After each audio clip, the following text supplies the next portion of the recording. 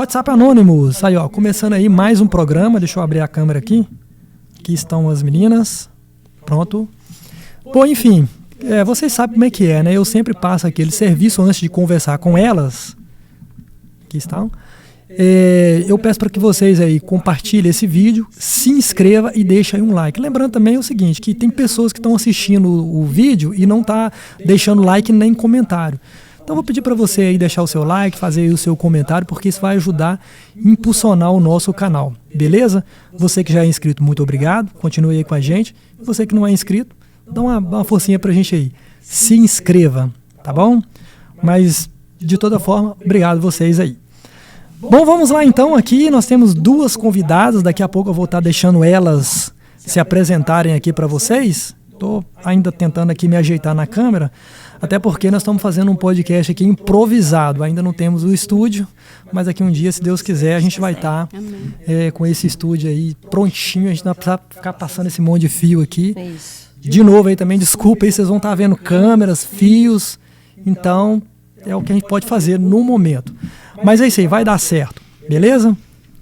Bom, antes de eu apresentar vocês, deixa eu ver aqui, antes de eu apresentar vocês, eu tenho uma novidade. Hoje a gente tem o patrocinador do primeiro programa, entende? Então eu vou fazer um merchan e vai ser muito bom porque vocês vão ganhar presentes. Então a gente está estreando. Exatamente, hoje tem presentes, vou dar para vocês e aí já aproveitar e fazer um merchanzinho.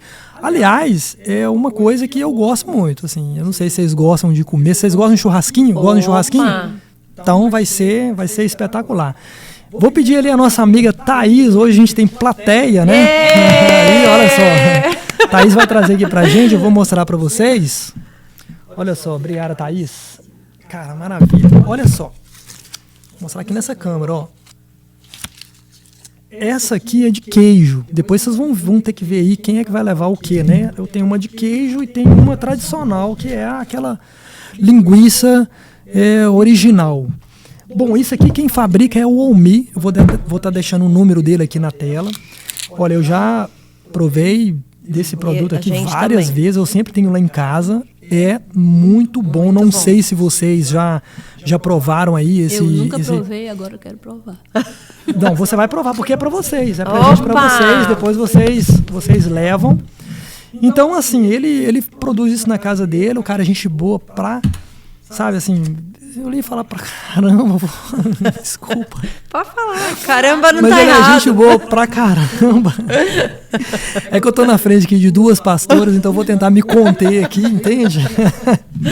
Mas o meu é um cara muito gente boa, ele produz isso aqui na casa dele, o cara tem assim, o maior cuidado com a higiene, os temperos ele traz do Brasil, é tudo coisa de primeira qualidade, e eu tenho certeza que quem provar disso aqui vai voltar e vai comprar dele, e não é caro. É que compra?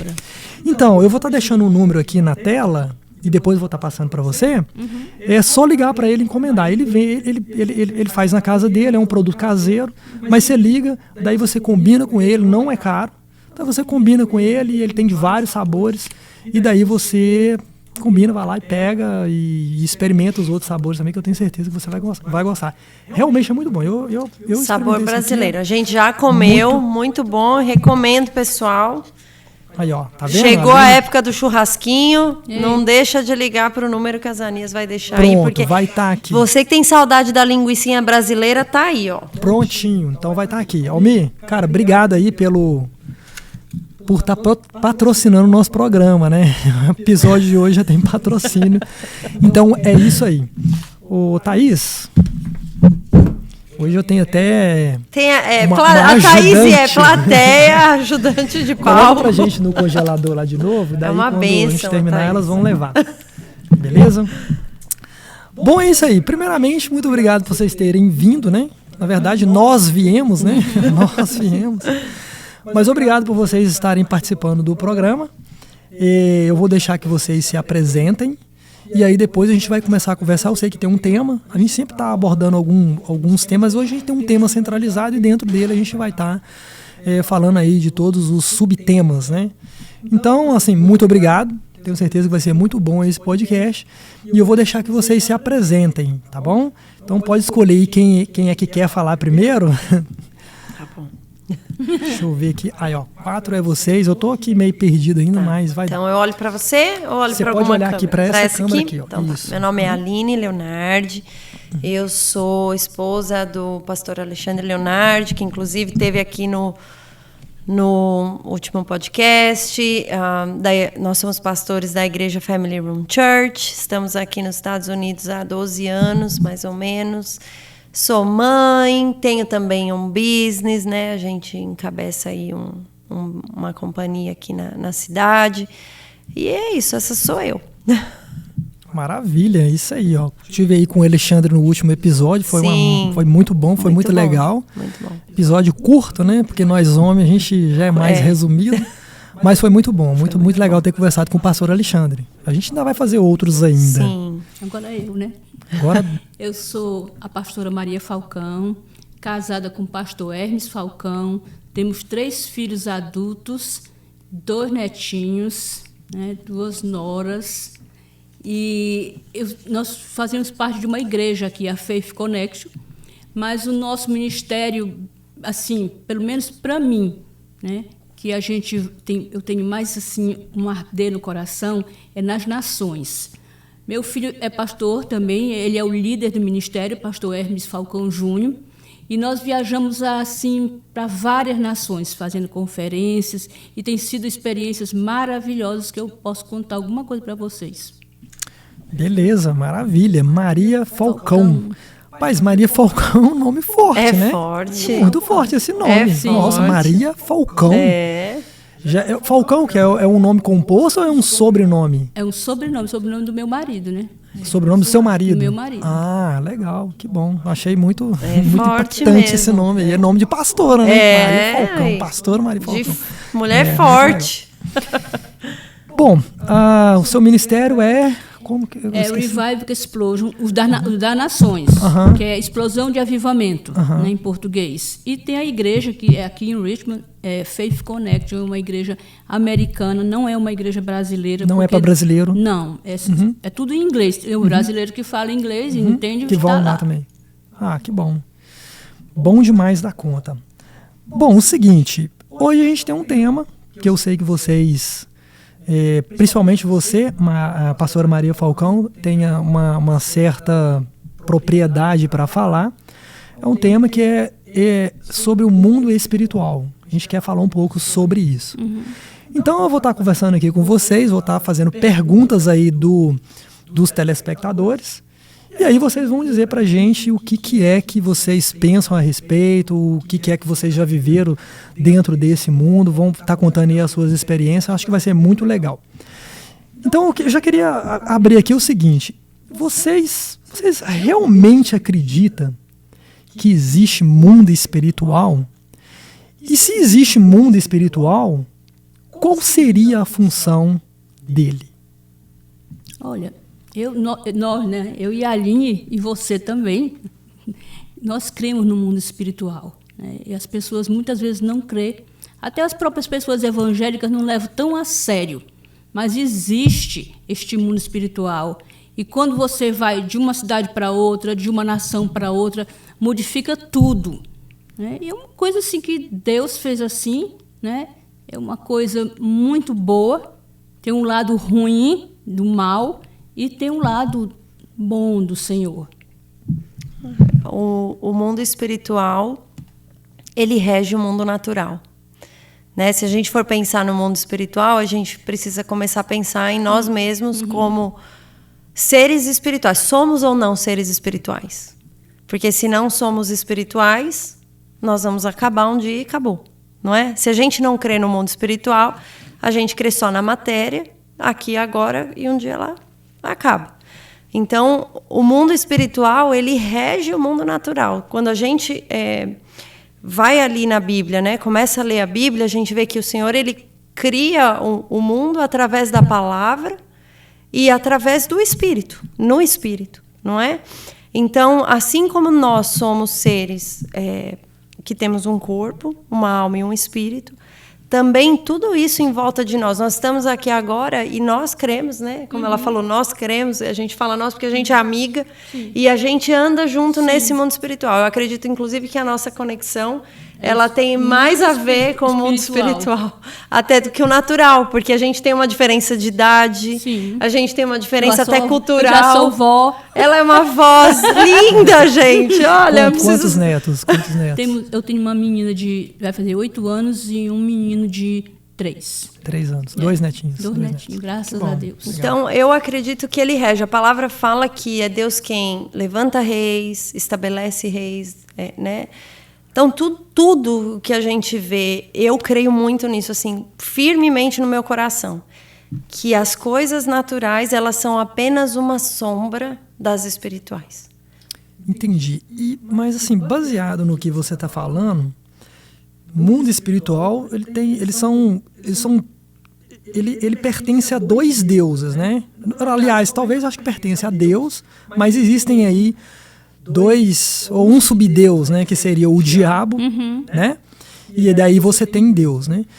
Então, qual seria aí o papel do diabo? Porque existe um mundo espiritual em que o maligno trabalha. Sim. Na verdade. Qual seria o papel, então, se é papel, né? Mas qual é o trabalho do diabo, então? Por que o diabo influencia tanto o ser humano? Eu não sei se estou conseguindo, se você está conseguindo me entender. Qual é o papel do mundo espiritual do maligno? Se eles já são considerados pela Bíblia derrotados. Eles já são derrotados, mas qual é o papel? O principal papel do maligno? Levar o máximo de pessoas que ele puder juntamente com ele. Então, que nem quando você diz, no mundo espiritual teria, um subdeus. Como eu enxergo, né? Aí a pastora, ela tem muito mais experiência do que eu nessa área. Mas essa é a maneira que eu enxergo, aí depois ela coloca também o ponto dela. Quem reina, quem governa o mundo espiritual é o Senhor. Sim. Satanás, a Bíblia fala que o mundo jaz do maligno. Então, assim, esse mundo, né, foi entregue para Satanás.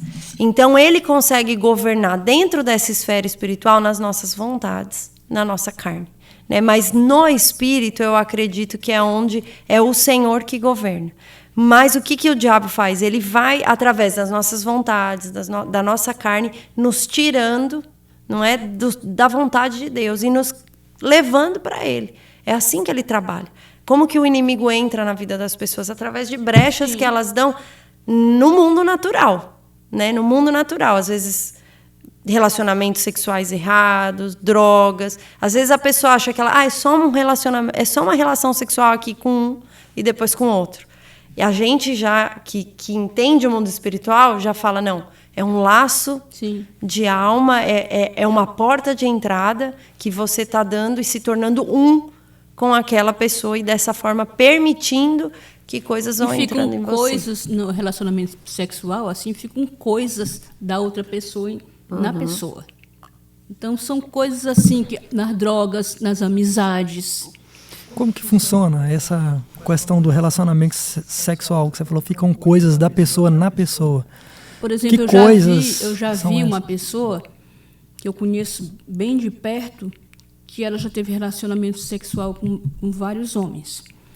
E, de repente, conversando comigo, eu vi uma outra pessoa, entendeu? A maneira de pensar, muitas outras coisas que eram diferentes. E eu fui notar, porque já tinham me ensinado isso. A parte de intercessão, quando tu entra na intimidade com Deus, ela é ensinada. A gente tem que buscar, não só em oração, mas a gente tem que aprender o lado do inimigo, como é que ele age. E eu vi nessa pessoa uma pessoa totalmente diferente do que ela foi criada. Entendo. Então, aí, no caso, esse espírito que seria do maligno, que estava na outra pessoa, agora também faz parte dela. E aí ele traz também as ideias, ele traz o mundo da outra pessoa. Isso mesmo. É basicamente isso aí. E a pessoa carrega esse espírito. Carrega. Aí tem pessoas que entram em depressão, aí começa a falar só coisas negativas, e tu conhecendo a pessoa, tu sabe que a pessoa não era assim. E aí o que fazer? O que fazer agora? Olha, orar, tentar conversar com a pessoa. Tem pessoas que não gostam de conversar, tem pessoas que ficam grosseiras com seus familiares. E você tem que pedir ao Senhor que Ele haja, e tem que ter confiança no Senhor, que o Senhor vai agir. Digamos que seja um filho, um neto, né? Ou filho de uma amiga, e você tem que confiar. E o inimigo, ele tem o poder de derrubar a pessoa, Sim, de levar a pessoa para um estágio mais grave? Ele tem esse poder? Sim, tem. Ele tem poder de matar a pessoa? Olha, só morre se Deus quiser, né? Porque aí o morrer, o inimigo não tem poder de matar uma pessoa. Mas se a pessoa se fosse envolver tanto, entrar numa depressão, que as pessoas ficam até ridicularizando quem entra em depressão, mas é verdade, eu já tive uma depressão quando eu cheguei aqui nos Estados Unidos. Tem pessoas que precisam de remédio. Tem que ter uma ajuda. Não é só espiritualizar. Também. Então, isso aí é interessante também. Tipo, tudo se resolve só na base da oração quando se trata de mundo espiritual? Ou você também pode procurar um psicólogo, um psiquiatra, sei lá. Você pode buscar ajudas alternativas. Eu sou mãe de um médico, ele é um neurologista aqui na Virgínia, e ele é casado também, sou sogra de uma médica, que é medicina interna, mas como é que diz no Brasil? Clínica geral? Clínica geral. Então, eu converso muito com eles, principalmente com ela, porque com meu filho, quando eu estou com ele, eu até esqueço que ele é médico, a gente conversa as coisas normais. Então, ela me diz isso, que tem pessoas, que ela é uma crente, uma serva de Deus, que chegam no consultório dela e, muitas vezes, ela vê o próprio demônio falando para ela. E aí ela disse que tem uns que precisam de remédio. E com o médico, como é que ele faz? Ele vai agir como médico ou como pastor nessa hora? Olha, muitas vezes a pessoa dá uma brecha, que a pessoa está chorando, está falando com ela seus problemas, aí ela toca na mão da pessoa e diz, olha, aí começa a falar de Deus. E tem muita gente aqui que já foi nas igrejas, já foram nas igrejas. E tem pessoas que são... Eu tenho minha filha mais nova, que é fisioterapeuta, ela fez um doutorado. E a semana passada ela me disse, mãe, eu entrei no quarto de uma paciente, de uma senhora, e de repente ela olhou para mim e disse, eu te conheço, e começou a falar coisas da vida dela. Aí ela entendeu, tem uns demônios dentro dessa mulher. E aí a mulher avançou rapidamente e feriu o braço dela. Aí ela pediu que o marido colocasse luvas na mão dela. E enquanto ela estava tentando fazer a fisioterapia na perna dela, ela estava orando em espírito. Ela disse, em nome de Jesus, que todo demônio vai sair daqui. E ela teve que atender essa mulher 3 vezes. Então, ela conversou com o marido. Ele disse que ele nunca tinha visto ela atacar uma pessoa assim. Mas assim que ela abriu a porta e deu de cara, essa foi a reação. O que leva uma pessoa a ficar endemoniada? Assim, a pessoa... Porque, assim, eu já vi na televisão, não sei se é possível, né? Casos de crianças, né? Crianças que as pessoas falam, tá endemoniada, tem que levar na igreja para orar. E, é claro, tem os adultos também. O que leva uma pessoa a ficar endemoniada? Posso, antes de responder, claro, só fazer um parênteses sobre a questão da relação sexual? Que você falou, nesse caso, o que a pessoa tem que fazer? E a pastora até falou, né, orar. É muito importante, porque quando a gente trabalha, às vezes, com moças, né, chegam pessoas, às vezes até mulheres adultas que já estão casadas. E elas vivem alguns padrões dentro do casamento, algumas situações dentro do casamento, e você sente e você nem imagina. Às vezes que aquela pessoa ela teve um passado muito promíscuo, né? E não é para a pessoa se envergonhar, porque eu acho que uma pessoa quando chega diante de um pastor, de um homem, uma mulher de Deus, ela tem que vir rasgada, porque o homem de Deus, a mulher de Deus ela não está ali para julgar, mas para ser um canal de libertação na vida daquela pessoa. Então, às vezes chegam mulheres assim, elas são casadas ou são jovens, solteiras, cheias de padrões, problemas errados, problemas até na vida sexual delas dentro de casa, com o marido. E aí você começa a investigar, você vê que é fruto de um passado horroroso, de tanto laço de alma que foi feito. E às vezes a gente senta com mulheres que são crentes, que têm uma vida buscando ao Senhor, mas que elas são opressas, elas carregam coisas dentro do coração. Eu falo mulher porque eu trabalho com mulher, nunca sentei com homem para conversar sobre isso. Mas, e aí o que a gente tem que fazer? O que tem que fazer? a gente precisa levar a pessoa ao arrependimento. Porque a gente está falando de mundo espiritual. E o mundo espiritual, as coisas elas são quebradas primeiramente quando você reconhece. Pessoas que não acreditam no mundo espiritual, elas se acham, às vezes, até melhores do que as que acreditam. E, na verdade elas não passam de marionetes. Quando você fala, uau, não, isso é real, eu acredito, eu creio. E aí você começa a quebrar isso, né? Se arrepende e volta ali, vai de verdade quebrando cada relação. Porque, como a pastora disse, coisas da pessoa vêm para você, suas coisas vão para a pessoa. E a palavra de Deus fala que o homem ele se torna um, né? A palavra casamento, ela vem da palavra acasalamento. O casamento acontece no ato. Então você se casa várias vezes. O que você está dizendo é que a forma mais simplícia de uma pessoa... Talvez a pessoa nem tem nenhum problema... Não é possessa. Talvez a pessoa não é possessa, talvez a pessoa também não tenha nenhum problema com espíritos e nem nada, mas pelo fato dela talvez manter um relacionamento sexual com a outra pessoa, isso já é o suficiente para que ela comece a fazer parte desse mundo aí, do mundo dos endemoniados, vamos dizer assim. Você começa a fazer alianças, né? Mas por que o sexo? Porque são as portas de entrada de Satanás. Aonde Satanás atua mais? Na área sexual, na área de poder, na área de dinheiro. Só que o sexo é tão importante isso. Nós ainda vamos fazer um podcast sobre casais. Porque isso é eu não sei se o que eu vou falar aqui vai ser um pouco polêmico. Mas deixa que a relação sexual... comentam aqui embaixo. Deixa eu comentar. O casamento, ele é o relacionamento mais parecido com o nosso relacionamento com o Senhor. Nós, que eu digo, igreja e Cristo. E o ato sexual é o ato mais profundo de intimidade e é onde há derramamento de sangue, certo? Não existe um ato sexual onde não haja ali vasos sanguíneos.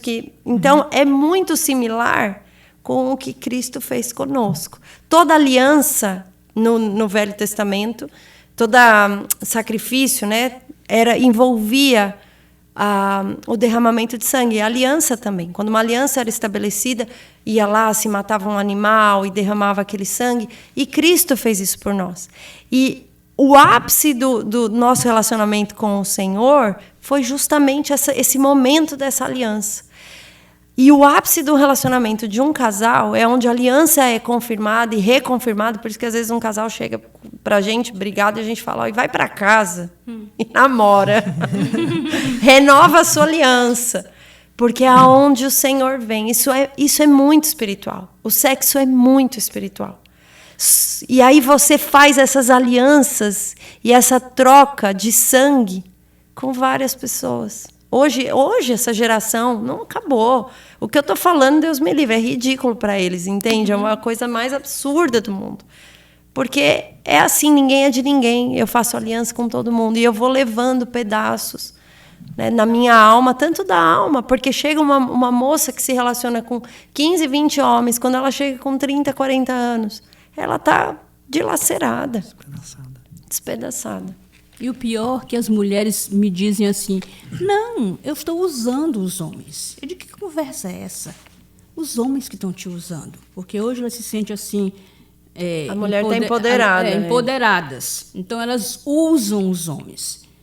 Mas sendo que eu vejo que muitas nem se casam, o tempo vai passando, e quando elas abrem os olhos que elas querem um lar, o pessoal da idade dela e tudo já está tudo casado.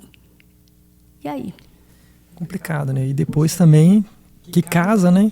Depois de ter passado por toda essa vida que casa. Daí, faz sentido. Você traz todo mundo para dentro de casa para eliminar todo mundo. É muito difícil. É muito difícil. Vocês acham que tudo é espiritual? Tudo você tem que levar na vida? O que você tem que fazer primeiro? Pensar primeiro no mundo espiritual para resolver no natural? Ou o mundo natural também dá para você estar desenvolvendo alguma coisa ali paralelo? Você consegue entender o que eu estou perguntando? Sim. Porque tem gente que fala assim, não, isso é espiritual. Tem que orar. Tudo é espiritual.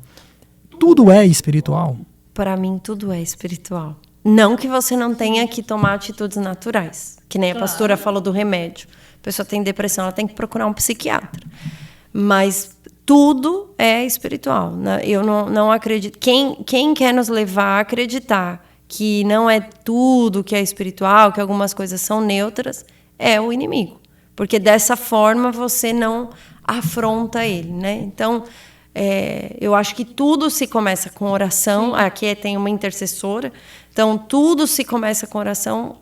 Tá doente? Ora e vai no médico. Porque tem gente que diz assim, agora a última coisa que eu vou fazer é orar. Não, deve ser a primeira coisa. Tá doente? Vamos orar. Precisa de mudar de cidade? Vamos ver se é a cidade certa, a direção certa. O que o Senhor quer conosco? Eu costumo dizer que você precisa ter mais fé para orar do que para dar mais trabalho, dar mais esforço você orar do que você ir fazer. Porque se você trata tudo como natural, tudo depende de você e do seu braço. Então, você vai lá, faz e acontece. Né? Agora, quando você entende que quem te dá força para levantar é o Senhor, né? Que quem te sustenta é Ele, que sem Ele, né? Que Ele pode durante o dia te guiar, te desviar do teu caminho, às vezes de uma tragédia. Então, Você acha então que o problema do mundo hoje é espiritual mesmo? Tipo assim, o mundo está indo à falência. Você acha que é porque o homem ele está se desconectando com o Senhor e se conectando mais com o diabo? Seria esse o problema? Olha, sim. Nós estamos, como se diz, no final dos tempos e a fé vai esfriar, como diz a Bíblia, né? E tanto os filhos não vão respeitar os pais e tanta coisa de rebeldia está acontecendo. Então, cada vez mais que o tempo for passando, pior vai ser. Na verdade, o fluxo eu também acredito e enxergo assim, que o caminho tem sido desconectar o homem cada vez mais de Deus, né? E desconectar o homem da igreja, que é a moda hoje, né? E depois da pandemia, isso veio com muita força, que a igreja não é necessária mais. E eu acredito que a igreja é algo espiritual. Então, o tempo está passando e toda a questão ligada, né, ao Senhor, a Jesus, tudo isso está ficando clichê e está ficando para trás. Eu não preciso, eu mesmo faço, é do meu jeito, eu busco assim. Você acha que já está no fim, já está chegando, está aproximando o fim? Com certeza. Com certeza. Você acha que essa geração está perdida? Você acha que está perdida essa geração? Baseado nas coisas que a gente tem. Porque realmente a promiscuidade ela cresce muito. Você acha que está perdido? O que fazer? A igreja está sendo vencida? Não. Não acho que a igreja está sendo vencida. Se você olhar dentro da igreja e você pegar um jovenzinho, aí para mim a igreja, se só tiver a igreja não está sendo vencida. Entende? Não é por números, então? Eu não acredito que é por números. Não. Porque, se parar a pensar, é meio triste você ver a juventude de hoje se perdendo, né? E você vai nas igrejas, poucos jovens, apesar que tem havido aí um pequeno avivamento aí. Os jovens estão... A igreja, parece que essa igreja mais moderna está conseguindo atrair mais. Mas eu também não sei o que essa igreja moderna está fazendo, né? Sim, eu também não sei. O que vocês acham a respeito uma vida dela? dupla. Essa igreja moderna, ela tá uma igreja mais ou menos assim? O que vocês pensam a respeito aí? Dessa igreja, são as neopentecostais, né? Nem todas, né? Nem todas. Mas o que a gente vê hoje é um apelo muito grande. Você falou, né? Então não é quantidade. O apelo muito grande para encher a igreja leva a igreja a usar artifícios humanos para atrair gente. Então, deixa eu lotar minha igreja. O que eu faço? Eu me pareço com o que está atraindo as pessoas lá fora. Sim. Então, barulho que está atraindo lá fora, vamos trazer para dentro da igreja. O que está fazendo lá? A roupa que está usando? Aquilo que está fazendo? Aí a gente traz para dentro da igreja para atrair gente. Agora, eu tenho falado muito isso para algumas pessoas que caminham mais perto de mim. A gente não pode estar preocupado em trazer... É óbvio que a gente tem que ter a preocupação de evangelizar. Mas a nossa preocupação central tem que ser atrair a presença de Deus para dentro da igreja. E as pessoas serem atraídas pela presença. Então, a gente vê, sim, a igreja hoje usando artifícios humanos para atrair pessoas. E às vezes a gente vê nas pequenas coisas, sabe? Chega a ser até cansativo. Vamos sortear tal coisa na igreja. Vem no culto tal que vai ter um sorteio. Aí você fala, poxa, tem coisa que é legal, mas se eu tiver que atrair gente usando esses artifícios, é muito cansativo. Vai falar alguma coisa? Quer falar alguma coisa? O diabo está dentro das igrejas? A pastora é boa para responder essa pergunta. O que fazer agora, então, com o diabo tomando posse das igrejas? Toda igreja, eu acho que tem que ter boa base de intercessores daquela igreja. Se essas pessoas de intercessão se reunirem antes do culto, começarem a orar, mesmo nas suas casas, orarem pela igreja, pedir para o Senhor dar discernimento. No teu olhar, tu olha para uma pessoa, você anda com o Senhor, né? Direto, orando, na intimidade, quando você coloca os olhos numa pessoa, você já sente, entendeu? Então, eles entram nas igrejas porque as pessoas estão de modo... Tem muita gente nas igrejas até cantando, líder de louvor, que tem uma vida dupla. Eu estou te dizendo porque em várias nações que a gente vai, meu filho faz o apelo e eu vejo... Nós fomos para a Rússia. E numa igreja assim, bem avivada, que dizem que a Rússia... não tem igreja avivada. Tem sim, tem um povo de Deus alegre lá dentro. Vocês conseguem pregar evangelho lá na Rússia? E é tranquilo pregar lá? Ele não faz nada não, ele não impede nada. Tá? É mesmo. E nós somos uma igreja grande, cheia de jovens. E nós fomos naquele tempo que ia haver uma invasão no inimigo do Putin, que estava perto da Ucrânia? Não, estava rolando negócio da Ucrânia. Né? Para chegar na Rússia foi muito difícil nós entrarmos dentro da Rússia. Passamos muita coisa ruim. E quando a gente ia fazer o primeiro culto, tinha um grupo de pessoas que era uma pessoa que traiu o Putin e estava avançando, nós estávamos dentro de Moscou. Aí teve uma ordem dele que ninguém podia sair de canto nenhum. Onde você estivesse, você não podia sair. Nós estávamos dentro do hotel. Aí o pastor ligou e deu uma ordem que nós fôssemos... Estava meu filho, né, que ele é o pregador, ele é o líder do ministério, e eu e meu marido. E disseram para a gente que um carro ia nos buscar e que nós íamos para a igreja, o primeiro culto, ia ser tudo online. Nós estaríamos lá, teria algumas pessoas da banda, né, alguns intercessores... E nós fomos. Quando nós chegamos, nós vimos que era bem grande o templo e tudo. E o meu filho foi pregando, tinha muita gente online. Aí ele fez apelo e pessoas aceitaram Jesus, escrevendo, né? Foi uma bênção. Na segunda vez, a igreja, aí o Putin liberou. Disse que todo mundo já podia sair na rua e tudo. A igreja estava lotada. Só que é lotada. E uma bênção o culto. Pessoal avivado, pessoal alegre. E aí ele fez o apelo.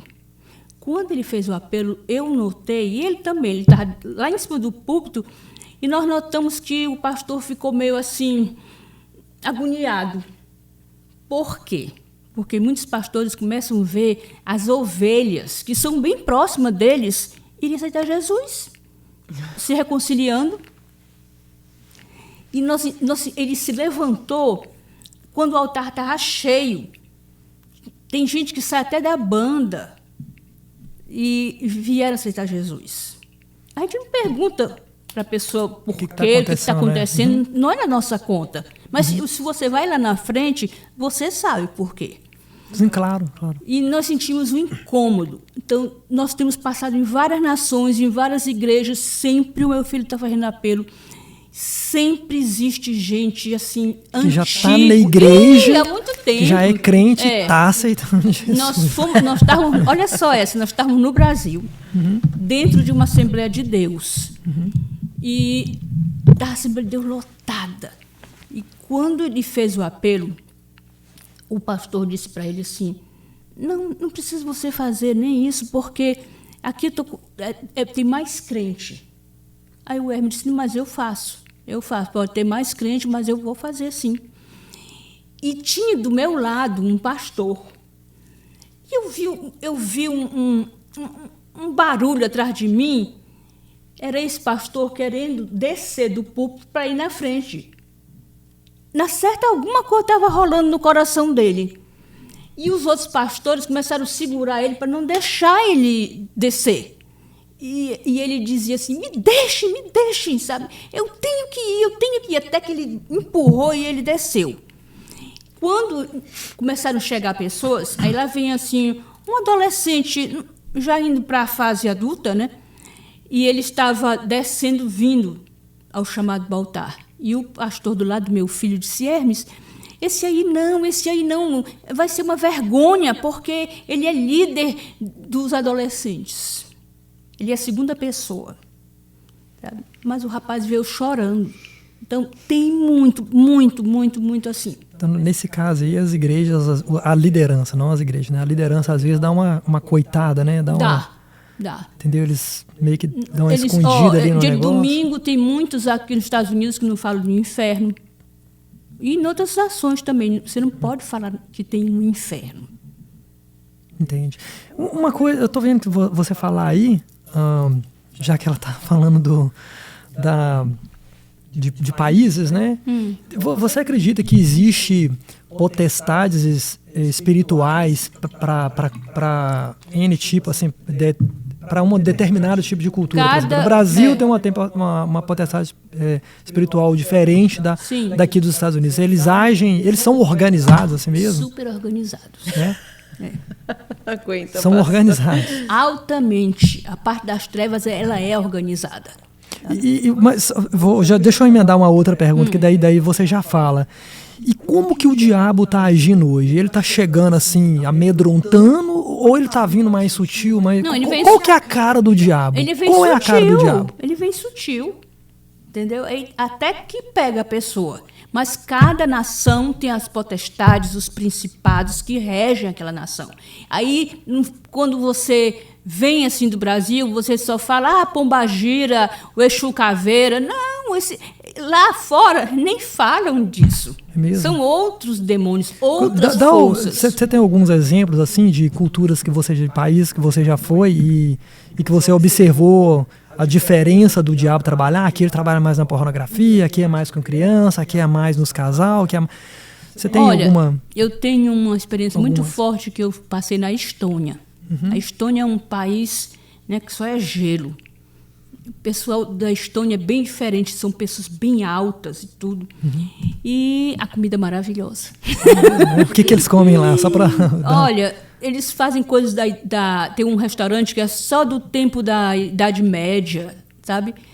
Uma parte de uns cordeiros, umas coisas. Eu gosto de comer a comida, quando eu vou, a comida da nação. Do lugar. Tem pessoas que viajam, eu vejo americanos que viajam. Eu quero café americano. Eu não quero esse café americano. Você quer comer lá, experimentar lá. Eu quero experimentar, né? Claro. Mas e aí, você estava lá na Estônia, então? Nós nos hospedamos na Estônia, dentro de uma base missionária. E eu deitei numa cama, eram camas de solteiro. E o meu marido estava na outra cama. E nós chegamos tão cansados, não sei de que nação a gente vinha, acho que era da Finlândia, de algum canto assim. E, de repente, quando eu vou pegando no sono, eu vejo um vulto alto, muito alto, que ele chegou perto de mim e ele não tocou em mim, mas ele passou assim, a mão por cima da cabeça. Na hora que ele passou a mão por cima da cabeça, é como se eu tivesse perdido a memória. Eu não sabia em que nação eu estava. Eu sabia quem era eu. Deu um branco. Deu um branco. Eu sabia quem era eu e quem era o Senhor da minha vida. Isso eu sabia. Mas eu não sabia onde eu estava. Aí eu comecei a entrar em pânico. Tu perder a memória assim, bufo, né? Aí eu comecei a gritar por Jesus. E eu tive uma visão que atrás de mim tinha um grupo intercedendo. É muito importante a parte da intercessão. Quando eu viajo, eu sempre me comunico com intercessores que são da minha vida, da vida do meu ministério, né, do meu ministério do meu filho. Quando eu fui para a Rússia, eu estava totalmente apoiada por um grupo de intercessores. E eu vi pessoas dessa intercessão atrás de mim, orando, elas estavam de joelho, orando. E aí eu comecei a clamar, Jesus, Jesus. E eu senti na hora que o Senhor entrou e eu voltei à minha memória. Aí eu acordei e disse, que eu não estava dormindo nem acordado. Sabe quando tu fica assim, que tu vai pegando no sono? Aí eu chamei o meu marido e disse, olha, Hermes, aconteceu isso comigo. E, sim, e o vulto falou comigo e disse que ele era potestade dali. Ainda disse assim, vieste se meter aqui. Meu Deus. Aí, no dia seguinte, nós fomos para a rua, conhecer. E quando eu comecei a observar o rosto deles, uma depressão profunda, uma tristeza profunda. Tu sentia a tristeza em ti, assim. Era como se tu conhecesse a tristeza, uma coisa estranha. Entramos no supermercado. Cada nação tem a sua cultura, né? E você que é missionário, você tem que se adaptar a não ficar, porque no Brasil não sei o quê, nos Estados Unidos não sei o quê. Não, quando eu vou para essas nações, nós vamos querendo assim, fazer, não ter um escândalo na nossa mente. Aí, eles têm uma cultura muito engraçada dentro do supermercado. Eles pegam um carro para fazer compra, então se alinhe, você vem com um carro, vocês vão em cima do meu carro, vocês não pedem licença, vocês não se afastam, bate o carro no teu carro, sabe? E fica carro com carro, é natural lá dentro. Aí eu digo, quer saber, bateram várias vezes no meu carro, eu digo, quer saber de uma coisa, eu vou sair igual esse povo, bater no carro deles também. Eu estou dentro da Estônia, então eles estão fazendo isso, eu não vou ficar aqui só preso e levando pancada dos carros das pessoas. Vou querer pagar ali. Aí o meu filho disse, mãe, o que é que tu vai fazer? Eu disse, não estamos na Estônia, então vou empurrar o carro dessas pessoas. Vamos viver a vida da Estônia. E assim foi. Quando chegamos dentro da igreja, a intérprete do meu filho, eu olhei para ela e fiquei com pena. Eu digo, nossa, ela deve estar com câncer. Porque ela tinha essa parte todinha, ela não tinha cabelo. Ela não tinha os cílios. Aí ela interpretando e tudo. Aí eu olhei para o resto da igreja e tinham várias pessoas como ela. Eu digo, meu Deus, que doença é essa? Não é possível que tenha um monte de gente com câncer aqui dentro dessa igreja. Aí ele fez apelo. Quando ele fez o apelo, foi muita gente aceitar Jesus, chorando. Porque nessa igreja, eles não eram acostumados com apelo. Olha só. Não é da cultura daquela igreja. Você sabe que é um defeito que eu vejo hoje nas igrejas? Não faz mais apelo? Não fazer mais apelo, né? É porque eu venho de uma igreja que, se você entrasse na porta, está fazendo apelo, você já, né? Que aceita Jesus. Então, às vezes eu vejo o pastor ou quem está ministrando a palavra pregar uma palavra tão boa que todo mundo prestou atenção, né? Muita gente está recebendo aquilo, aí ele termina e não faz apelo. Às vezes a pessoa tá esperando um apelo. Quer responder, né? E não vai. A palavra. E aí, bom, enfim. Mas é uma coisa que Posso só fazer uma pergunta para a pastora? Claro. Ficar no lugar do apresentador? Claro, não, por favor. Não, é que eu imagino já, mais ou menos. A gente estava falando de potestades por região, né? E é muito interessante como, por exemplo, se você pegar o nosso país, o Brasil, há uma sensualidade e corrupção. Sim. É o que você tem ali de forte. Né? Então, o país é fundamentado em cima de corrupção e pornografia mesmo. É um país sensual. Muito promíscuo. Né? Muito promíscuo. Qualquer comercial de TV, meu filho... Uma vez a gente estava passando por uns canais brasileiros, a gente tem lá uma caixinha que às vezes dá para assistir Mata a Saudade, e tava um programa de TV onde as mulheres ficam dançando atrás, tudo sem, né, sem roupa, normal. Para ele falou, mas elas ficam assim, tem o programa inteiro assim. Porque aqui nos Estados Unidos já não tem tanta sensualidade. Tem nos filmes, você pega os filmes, você encontra, mas não é como no nosso país. Sensualidade embutida. Mas até a questão da vestimenta, né? Muito interessante. Quando eu cheguei aqui no Brasil, você vê as mulheres usando shorts curtos, né? E ela sabe que você está usando e aquilo vira uma peça de carne à venda do açougue, né? Aqui as mulheres às vezes usam shorts curtos, mas você não vê esse assédio como no Brasil. O Brasil é um lugar de sensualidade, todo comercial tem. Pelo que você está falando, assim, eu também tenho essa percepção que no Brasil, quando a mulher coloca uma roupa curta, o pessoal vai falar muito aqui embaixo que nós estamos falando das roupas curtas. Mas no Brasil, elas realmente colocam para se mostrar mesmo. Para passar e ser a vitrine. Né? Isso. Né? Isso. E ser a vitrine da sensualidade. Isso. Né? E aqui, às vezes, quando a gente está passando aí, que vê as americanas andando aí com os shorts mais curtos, elas já é outro normal. Já é normal e já é outra percepção que eu tenho. Assim, não, ela só está querendo aproveitar o calor mesmo, fazer a corrida. Mas é aí que está o ponto da cultura e da potestade. Porque você vê, eu entendo isso completamente aqui nos Estados Unidos. Assim, eu lembro de ter ficado chocada. Uma vez eu fui voluntariar numa igreja americana, numa VBS, né, numa escolinha de férias de uma semana. E no primeiro dia que eu estava lá voluntariando, começou a chegar as mães para buscar as crianças e elas vinham de shortinho curto. Imagina que nunca na igreja no Brasil você vê uma mulher entrar de shorts. Não entra. Aqui assiste o curso de bermuda. Aqui eles assistem, mas eu não na hora eu fiquei meio chocada, mas hoje assim meio que eu não condeno, porque você não vê uma sensualidade, você não vê os homens olhando e tal. Tem muita questão cultural. É que nem a cerveja, né? No Brasil, a cerveja ela tem uma conotação sensual. Não tem um comercial de cerveja que não tem uma mulher pelada. De biquíni, eu enfim. acho que não tem nenhuma propaganda no Brasil que não tem uma mulher. Agora, você vai... Eu não viajei assim em tantos outros países, não conheço como a pastora, mas eu tenho aqui nos Estados Unidos amigos, né, de outros países. E a gente tem um casal de amigos que eles são, inclusive ele é pastor e ele é da África do Sul, da Johannesburg. É daquele lugar da África onde eles são loiros, altos, têm olhos claros. E lá a cerveja é algo que não tem essa conotação. Então, eles tomam a cerveja como uma bebida, não para se embriagar, para bagunçar.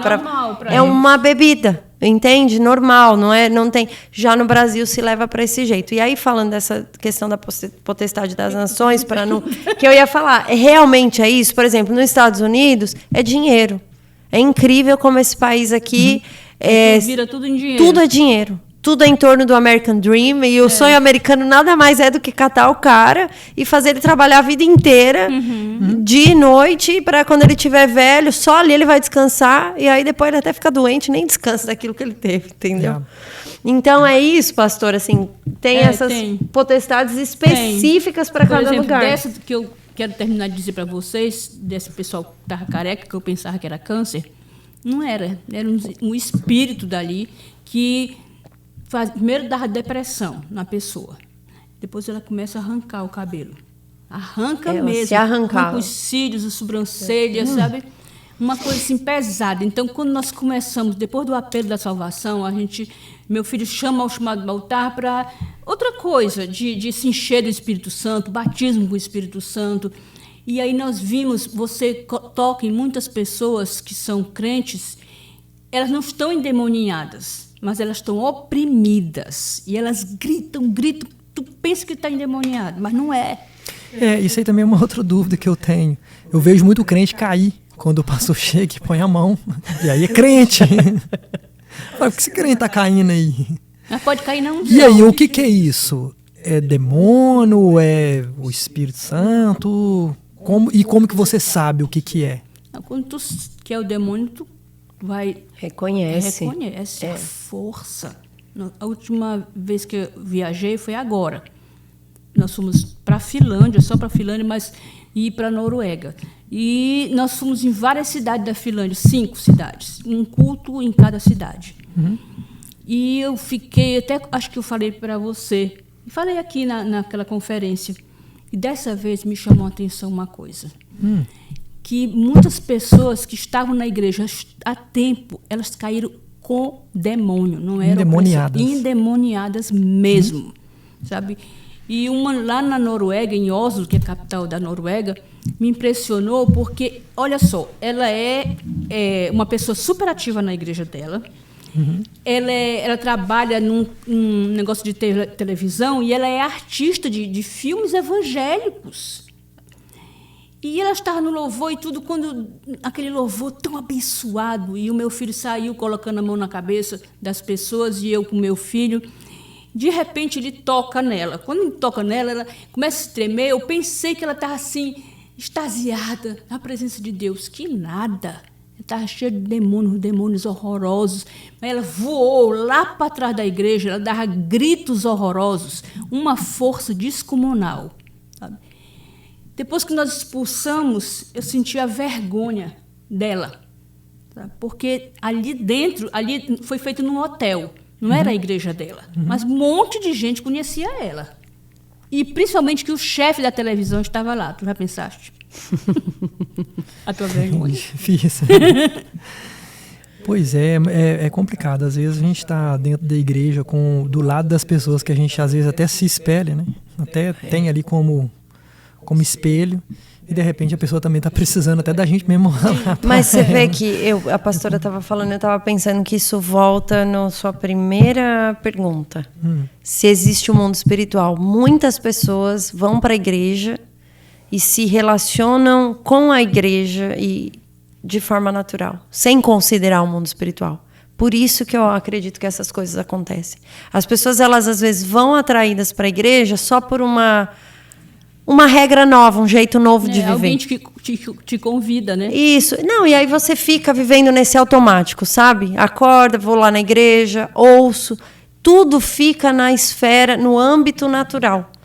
Quando você vai para um nível maior espiritual, aí sim as coisas começam a acontecer. Aí sim você experimenta da libertação.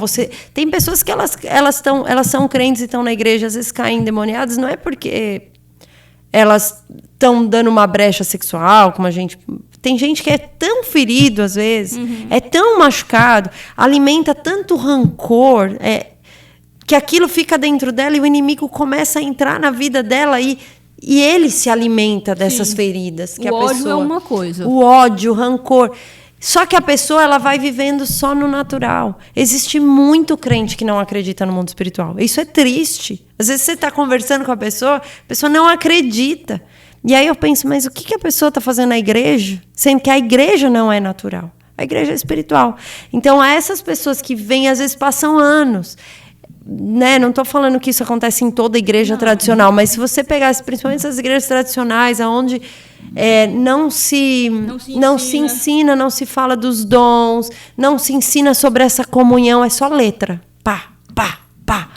A pessoa, às vezes, ela passa ali anos. Quando você vai ver, tem adultério, casamento destruído, a vida da pessoa, ela chega numa certa idade e começa a ter depressão, viver várias coisas, porque ela nunca desfrutou de Cristo. Ela desfrutou só da letra, de ir lá, deixa eu sentar, porque aquilo é bom para meus filhos, é bom para minha casa.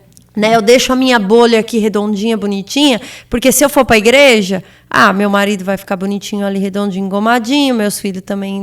E a pessoa vai levando assim. Só que o relacionamento é espiritual.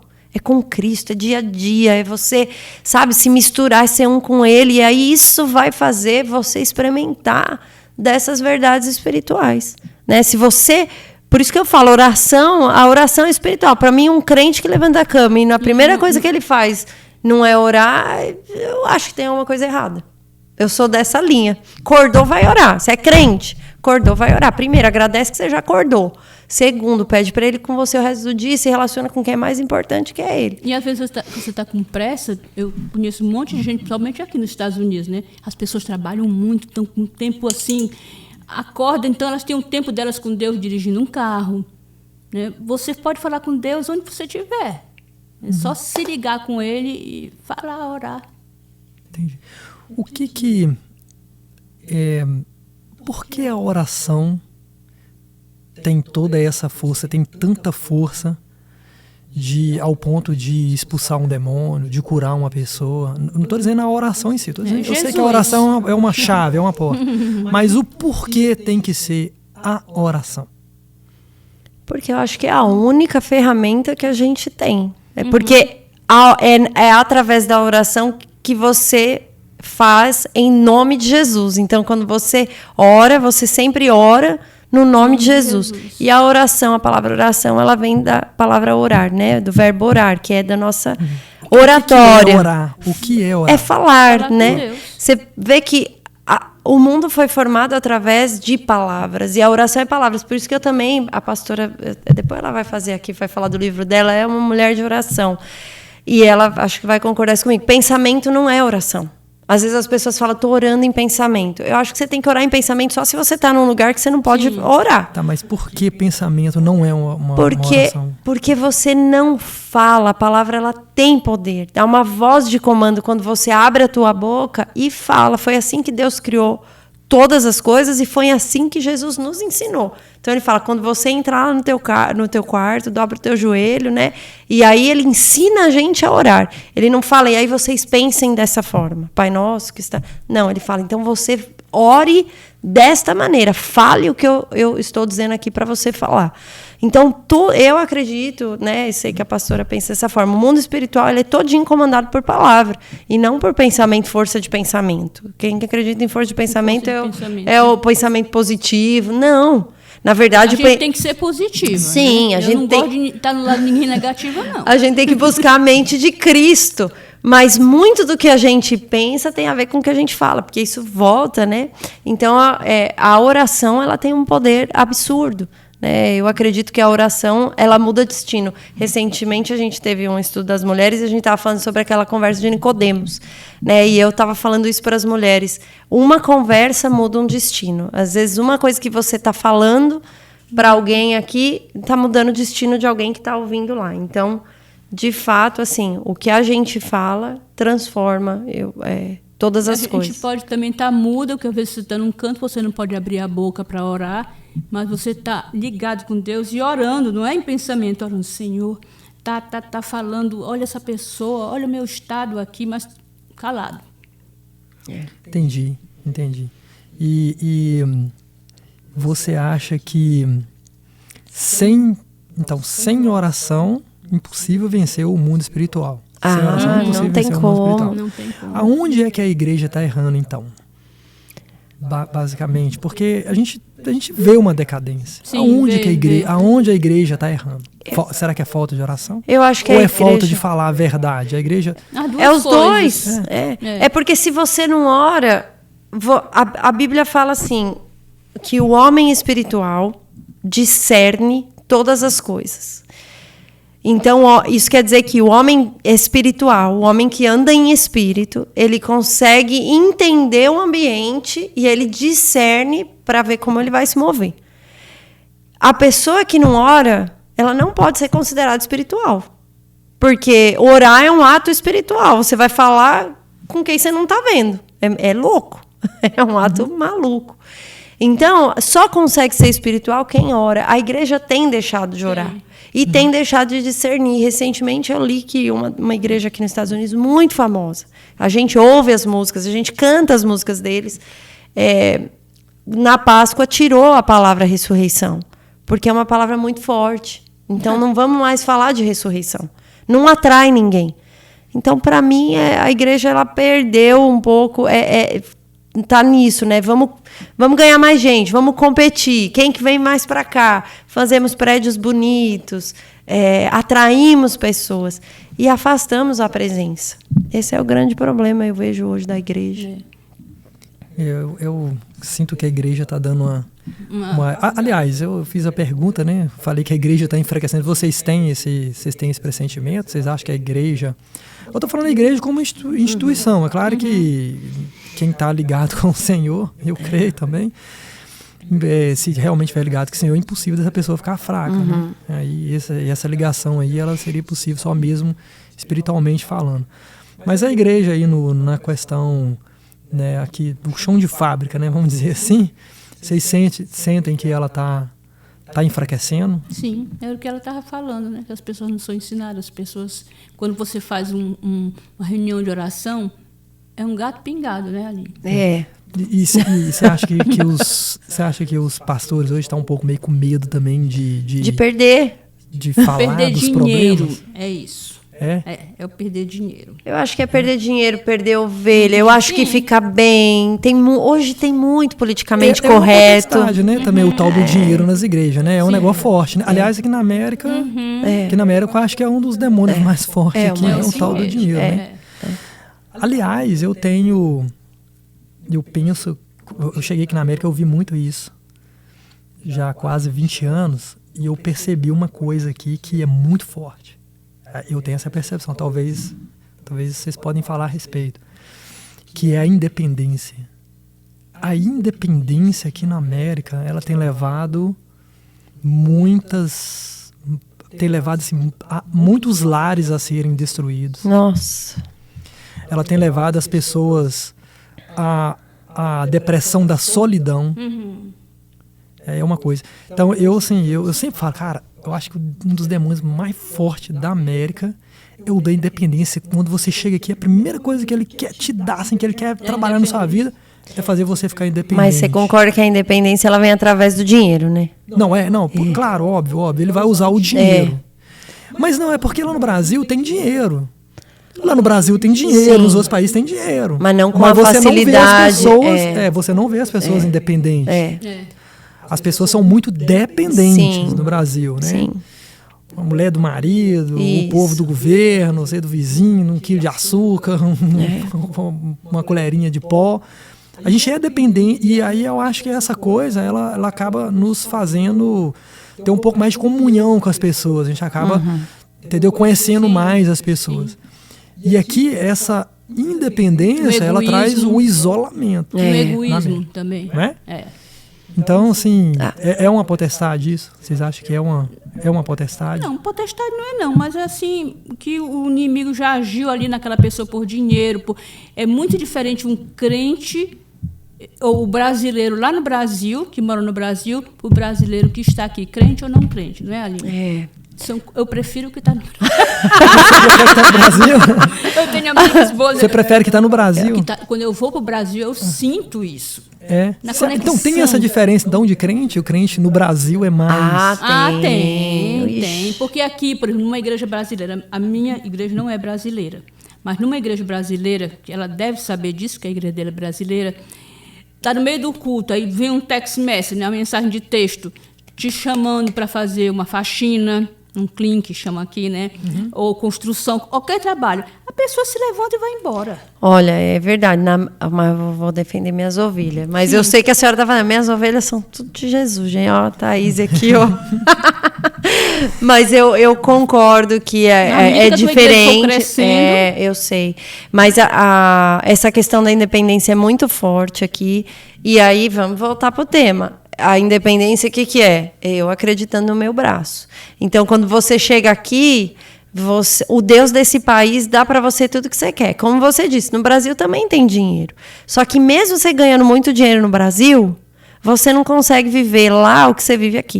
As casas, os carros. Os carros, nada disso. Então, quando você está lá no Brasil, você trabalha bastante e você vive uma vida bem regrada. Porque aquele valor, né, não compra o que você compra aqui. Sim. E aqui é como se Mamon mesmo, né, o diabo falasse para você assim, aqui eu vou te dar tudo que você precisa, você não precisa de mais nada. Então as pessoas, elas dedicam a vida delas, o tempo delas, para isso, para buscar essa independência. Quando elas conquistam, então muitos se tornam, né, arrogantes. E aí essa é uma questão da igreja aqui, né, fazendo esse comparativo com o crente do Brasil. Aí o que acontece? A gente lota as igrejas brasileiras aqui de pessoas que elas só estão atrás mesmo de fazer uma social, sabe? Ir lá e um emprego. Tô sozinha, então assim, eu me mato de trabalhar, mas no domingo eu vou até lá só para para depois sair da igreja, eles fazem um churrasquinho. Então, A gente engorda. Isso. E a vida espiritual da pessoa vai morrendo, né? Porque o que rege a sua vida espiritual é a sua comunhão diária, né? É a verdade que há nesse relacionamento. E outra coisa que eu reparo, que o brasileiro que está aqui, eles ficam com inveja de um com o outro. Eles ficam olhando a vida da pessoa e o carro, a casa, as bolsas de marca, entendeu? A pessoa muda totalmente. E a parte da legalidade e não legalidade, eles querem saber se tu é legal ou ilegal. Eu cheguei num salão brasileiro a fazer uma unha. Aí a pessoa, todo mundo brasileiro lá dentro. Aí uma senhora olhou para mim, há quanto tempo você está aqui? Eu disse 24 anos. Aí ela, ixi, é muito tempo. Olha a pergunta dela, você tem ido muito ao Brasil? Por que ela me fez essa pergunta? Para saber se eu era legal ou ilegal. Aí eu olhei para ela assim, tu quer me fazer a pergunta se eu sou legal ou ilegal? Ela tomou um susto, porque eu gosto de... Eu vou na lata mesmo, porque eu me irrito com isso. Você quer saber se eu sou legal? Sou sim. Eu tenho a cidadania dessa nação. E o seu marido é americano? Eu digo, não comprei casamento. Eu não comprei cidadania. Meu marido é brasileiro, é um homem da minha mocidade. Não houve divórcio, nada. Eu vim para cá com a minha família. Aí a pessoa fica toda errada. Isso não se faz com uma pessoa. Os brasileiros aqui, eles são... Aqui realmente a gente conhece as pessoas com um pouco mais, assim, o raio-x é mais... Passa peneira. Mais forte, é mais forte. Eu tô vendo, bom, do norte, provavelmente você é do norte, mas de qual lugar você é lá no Brasil? Olha, eu nasci em Belém do Pará. E por ser filha de militar é transferido, né? Ele foi transferido para Fortaleza. E eu era muito pequena, então a minha base todinha foi ali em Fortaleza. Fortaleza, que é onde eu aceitei Jesus, onde eu me casei, onde eu tive... Você aceitou Jesus jovem? Jovem. Minha mãe era espírita. Eu nasci num lar espírita. Então a gente está conversando um pouco sobre isso aí também, um pouquinho, né? Eu nasci num lar espírita. Ela não gostava de ser espírita. A vida inteira eu pedia... Eu fui criada, assim, católica, entre aspas, né? Estudava num colégio de freira. E o católico acredita que Jesus é o Filho de Deus, que ele ressuscitou dentre os mortos e que o Senhor é vivo. O católico acredita. Então eu acreditava. E a minha mãe era, que eles chamam médium, né? Ela psicografava. A sua mãe psicografava? Sim, de espíritos de luz, que chamam que E você via alguma coisa porque assim, era de sobrenatural mesmo? Vi, porque ela era médium de transporte. O médium de transporte no espiritismo é que ele vai, digamos, a gente morava em Fortaleza, de Fortaleza para o Rio de Janeiro, sabe? E vai numa casa e vê tudo. É uma coisa assim estranha. E tinha, às vezes, sessão espírita na minha casa, ou então ela ia num lugar, né? E muitas vezes eu conversando com ela, de repente a voz dela engrossava, não era mais a minha mãe. Ela ficava via, ela possessa? Vi, sabe? E o demônio dizia que tinha ódio de mim, que hoje, naquele tempo eu não sabia que era espírito do mal, né? E aí eu comecei a pedir para Deus. Eu digo, Jesus, tu és vivo. Eu conversava com ele assim, liberta minha mãe, porque ela dizia para mim que ela se sentia muito mal. Quando ela voltava ao normal, ela ficava com os braços tudo dormente, que ela dizia que quando o espírito entrava, é como se ela crescesse, igual aquele Popeye. Toma um espinafre, tum! Então eu dizia, mãe, você não quer isso? Ela dizia, minha filha, eu não quero. Teu pai me obriga, meu pai gostava. Aí eu sei que ela tinha muitas amigas espíritas e até acabava nisso. Aí eu ia para a igreja católica, me sentava no último banco e eu começava a falar com Deus. Liberta minha mãe. Jesus, onde tu estás? Liberta minha mãe. Eu nunca tinha lido a Bíblia, nada. E eu fui para Brasília passar umas férias e eu soube lá em Brasília que uma tia minha, irmã da minha mãe, tinha se tornado crente. Quando eu cheguei em casa de volta, meu pai disse assim, olha, a tua tia Irlanda agora é uma crente daquelas chatas, que todo tempo está com a Bíblia, que todo tempo quer falar de Jesus. Você não vai lá. Você está proibida, senão você vai virar uma doida. Aí eu disse, não vou não. Passou um tempo, eu gostava muito dessa tia, hoje ela já está com o Senhor na glória. E passou um tempo, eu estava assistindo a minha escola, em preparação para o vestibular, era em frente à casa da minha tia. Eu me lembro como se fosse hoje. Eu estava dentro de uma classe e começou dentro do meu coração, uma voz dentro do meu coração, fecha tudo, vai para a casa da tua tia. Uma agonia que eu tinha para cá. Aí eu pensei, meu Deus, meu pai me mata. Ele era aquele militar que trouxe o exército para dentro de casa. E eu reclamei muito, mas hoje eu dou graças a Deus de ter sido educada por um militar, porque eu sou uma missionária. Tem que ter o tempo organizado. Eu sei que Deus preparou aquele lar para mim. E aí eu fiquei numa coisa, eu me levantei, tive aquele ímpeto, cheguei para o professor e disse que eu precisava sair dali. Saí, né? E eu atravessei a rua. Quando eu cheguei, ela estava tomando um café. Ela olhou para mim e disse, eu vim lhe visitar, não sei nem porquê. Aí eu contei para ela. Ela disse assim, foi uma pessoa que te trouxe aqui. Aí eu olhei logo horrorizada, uma pessoa, eu digo, lá vai.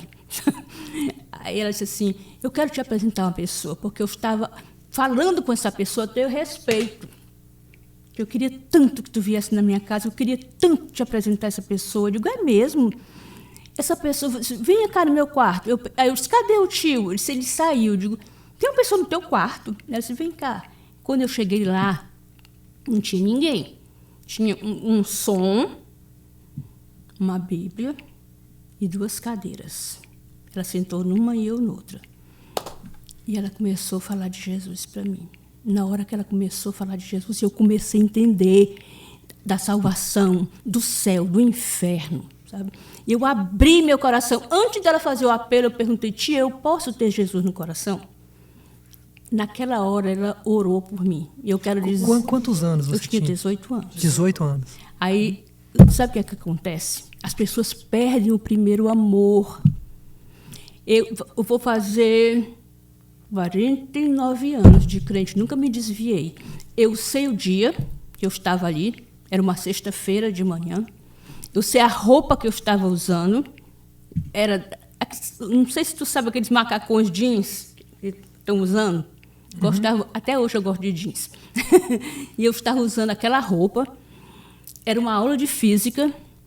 Quando eu aceitei Jesus, eram 10 horas da manhã. Eu sei o primeiro louvor que eu vi, o primeiro versículo bíblico que eu vi. E a reação. Aí, se você não lembra disso, você lembra quando você encontrou sua mulher ou seu marido? O primeiro beijo, as mulheres são românticas. E a pessoa que tu vai passar a eternidade, será que tu não lembra disso, não? Eu sempre falo que se a pessoa não lembra... Sim.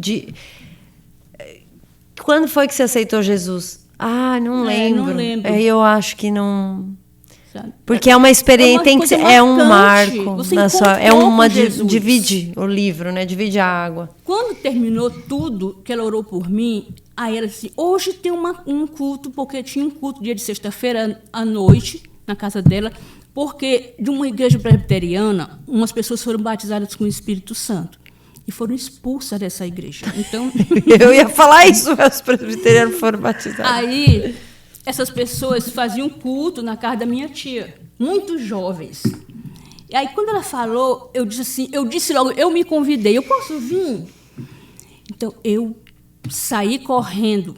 A casa dela ficava assim, uns quarteirões da minha casa. Quem mora em Fortaleza aí é na Avenida Santos Dumont, que eu moro na Aldeota. Eu saí correndo, mas meu pensamento era em quem? Na minha mãe. Agora, Jesus, eu sei que tu vai libertar minha mãe. Eu te encontrei, Senhor. Então, eu saí correndo e pensei numa outra amiga minha, que essa minha amiga, ela estava assim, namorando, de repente, a pombagira entrava nela. Ela saía para dormir com um cara, às vezes estava numa festa, eu não sabia nem que... Quando ela acordava, estava com um homem que ela não sabia nem quem era. Eu me lembrei dela também. Aí eu corri. Tu pode me dar um pouco d'água? Quando eu cheguei em casa, eu passei exatamente onde tinha... Era um castelo abandonado, quando tinha em Fortaleza, já foi destruído. E eu passei ali porque muitas vezes já tinha tirado fotos, ali era o caminho da minha casa. Tu acredita que eu tenho no meu celular a foto desse castelo? Até disso eu guardo isso. Aí ela eu cheguei em casa, meu pai estava lendo o jornal. Eu sentei na frente dele. Disse, pai, eu posso falar contigo? Ele disse, pode. Ele disse, é o seguinte, eu conheci uma pessoa. O que é que ele pensou? Um homem, né? Que eu me apaixonei por essa pessoa. Aí ele, quem é ele? Eu disse, Jesus de Nazaré. Forte na casa da tua tia. Já matou na... Matou charada. Yeah. Quando ele ia brigar comigo, eu digo, bom, o senhor disse que se eu fosse lá e me tornasse crente, o senhor não me queria aqui na casa. Foi o que o senhor me disse. Se você quer me mandar embora, eu vou. Eu sou filha única, mas eu vou morar com a minha tia. Ele disse, não vou te mandar embora, eu te amo muito. Eu não vou. Mas uma coisa eu quero, duas coisas. Primeiro, que tu não fale de Jesus para tua mãe. E segundo, que eu não quero uma crente aqui dentro da minha casa. Desculpa. Não, fica tranquilo. Aí eu fui, né, convidei essa amiga minha para ir para o culto. Lá ela foi liberta de um demônio desse pomba. Eu nunca tinha visto isso. Foi a primeira vez que Foi você viu alguém. a primeira vez, foi o primeiro culto que eu fui. Então era muito jovem, todo mundo alegre. Eu gosto muito de rir. Sabe? E o pessoal Esse é típico dos nordestinos, né? tira brincadeira. São muito alegres. O cearense tira brincadeira de tudo, né? Eu não sou cearense, mas fui criada lá. Aí, eu levei a menina. Quando ela caiu com o demônio, eu só me desesperei o seguinte. Eu com 18 anos, ela tinha 16, menor de idade. Eu fiquei com medo dela não tornar. O que é que eu ia dizer para os pais dela? Aí, nessa vez que eu assisti o primeiro culto, eu levantei minha mão, que ele fez o apelo, esse já era um pastor, eu levantei minha mão, assim, tipo, confirmando. Mas ele já estava dentro do meu coração. Então, essa menina foi liberta, foi a primeira alma que eu ganhei. Olha, eu saí falando de Jesus para todo mundo. E aí eu falava escondido para minha mãe, quando meu pai ia para o quartel. Achei uma rádio, naquele tempo, tinha aqueles rádios assim, né? Um programa evangélico, de uma metodista que era bem avivada. Eu dizia, mãe, quando ele for para o quartel, escuta isso. Ela foi escutando. Aí ela dizia que ela não queria mais para a sessão espírita. Até que ela ficou muito doente dos rins. Ela estava urinando até sangue. E a nossa casa era de 2 andares. Ela estava no andar de cima, deitada, com febre. E tinha um bando de espírita lá na minha casa, que viviam lá na minha casa atrás dela. E ela disse que ela viu um homem de branco que entrou no quarto dela, depois que ela soube que era Jesus, e disse, você está sarada e você é minha. Amém. Acabou-se, sabe? Ela saiu daquela cama. E ela disse para o meu pai que ela se separava dele, ela não quis mais. Ela disse para os espíritos que agora ela tinha Jesus no coração para os espíritos, que ela era de Jesus. E Deus fez ele ficar sem reação. Que ele podia ter vindo direto em cima de mim, né?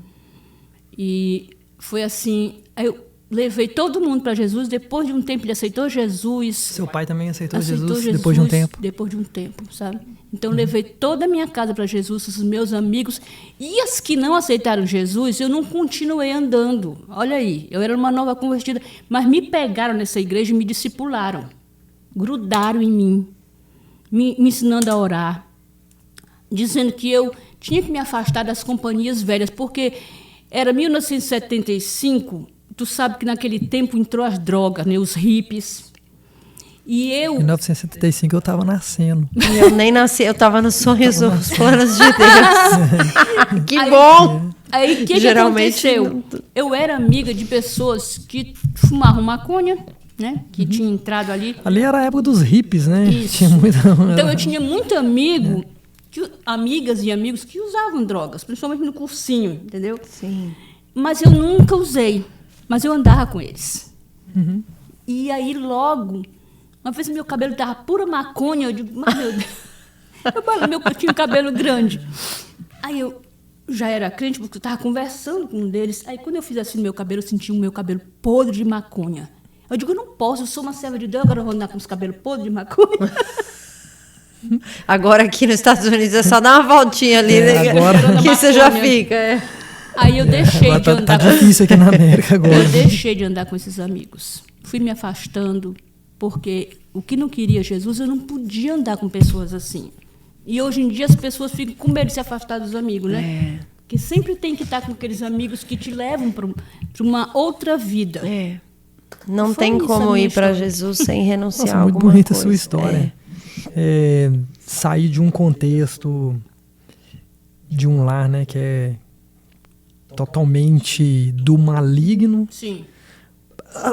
É bom também, assim, assim, claro que a gente gostaria que as coisas fossem mais tranquilas, né? Mas pelo menos também você também agora tem mais propriedade para falar, você sabe como é que era a coisa lá, sim, né? Eu sei. Né? Porque eu fui a muita sessão espírita. Entendeu? E centro de macumba também meu pai gostava. E qual a diferença de sessão de espírita para centro de macumba? Dizem que tem diferença, entendeu? Mas é como se fosse no espiritismo mesa branca, o pessoal mais de roupa social, o demônio de roupa social. E lá nesse negócio de banda é como se fosse o diabo de chinelo. É o diabo mais rico e o diabo mais pobre. O engravatado. Mas quando tu chega nas outras nações, tu nem escuta falar daqueles demônios que se apresentam no Brasil. Entendi. Você acha que hoje o diabo está mudando a forma, então, de se apresentar? Assim, Ele se apresenta, depende de como for, né? Se for lá nos ribeirinhos lá do Amazonas, ele vai se apresentar com a cultura deles. Entendi. O povo já está mais acostumado ali com o diabo aparecendo, então eu vou contar uma coisa aqui para vocês, mas eu não posso dizer o nome da nação. Ainda dá tempo de eu falar? Claro, óbvio. Claro. Chegamos numa nação que a gente já ia nessa nação. E nós estávamos num culto, numa conferência, e de repente chegaram umas brasileiras, umas mulheres brasileiras. E vieram conversar comigo após o culto. E elas me contaram uma história que eu não sabia. O que acontecia do Brasil, que elas iam se prostituir nessa nação. Ainda fazem isso. Elas, lá no Brasil, elas faziam um pacto com uma pombagira de sangue. E elas já tinham assinado um contrato para ir para essa nação, para vender o corpo delas como prostituta. Elas vão como prostitutas. E aí é um contrato assinado. Mas ela faz ali um pacto com o dono daquele candomblé, sabe? Como se fosse mandar o dízimo para eles. Entendi. Entendeu? Elas tinham que sustentar aquele pai de santo. Elas se prostituem e com uma parte do dinheiro que elas ganham tem que...